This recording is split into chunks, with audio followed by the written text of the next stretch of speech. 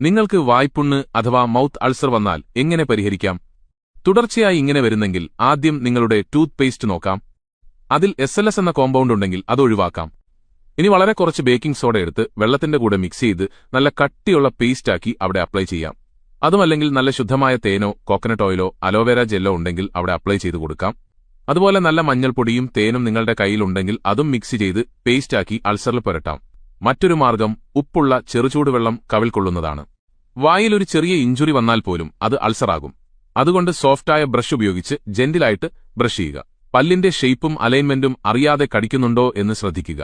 ഒരുപാട് ക്രിസ്പിയായുള്ള ചിപ്സ് കഴിക്കുന്നത് കുറയ്ക്കാം. ഇനി എപ്പോഴാണിത് ശ്രദ്ധിക്കേണ്ടത്?